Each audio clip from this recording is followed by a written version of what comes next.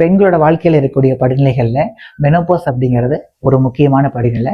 அதை பற்றி இந்த வீடியோவில் பார்க்கலாம் வாங்க. 45 வயசுலேருந்து 55 வயசுக்குள்ள தான் பொதுவாக பெண்களுக்கு வந்து இந்த மெனோபாஸ்ங்கிற ஒரு கண்டிஷன் வருது. இது என்னன்னு கேட்டிங்கன்னா, பீரியட்ஸ் அவங்களோட மாதவிடாய் வந்து ஸ்டாப் ஆகிறது. இது வந்து பர்மனெண்ட்டாக ஸ்டாப் ஆகிடும்.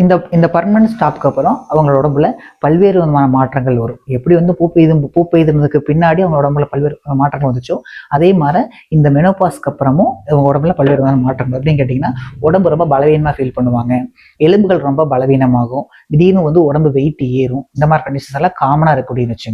இதுவாக பார்த்தீங்கன்னா, அந்த மெனோபாஸ்க்கு அடுத்து ஒரு மெனோபாஸ் ஸ்டார்ட் ஆகிறது ஒரு 3-4 மாதம் முன்னாடி இருந்து ஸ்டாப் ஆகி ஒரு 3 மாதம், ஒரு 6லேருந்து 7 மாதம் கணக்கு வச்சிட்டோம்னா, இந்த டைமில் பார்த்தீங்கன்னா அதிகமாக டென்ஷன் ஆகிறது, அதிகமாக கோவப்படுறது, இந்த மாதிரியான பல்வேறு விதமான மூட் ஸ்விங்ஸ்னால பாதிக்கப்பட்டிருப்பாங்க.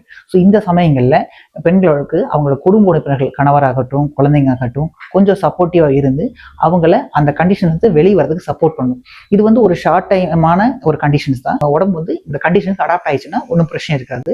இதுக்கு அடுத்து பார்த்தீங்கன்னா அவங்க வந்து அவங்களோட உணவு பழக்கத்தை நிறைய மாற்றங்கள் கொண்டு வரணும். நீங்க கேட்டீங்கன்னா, அதிகமாக வந்து கொழுப்பு நிறைய இருக்கக்கூடிய உணவுகள், நிறைய எண்ணெயில பொரிச்ச உணவுகள் தவிர்க்கிறது ரொம்ப நல்லது.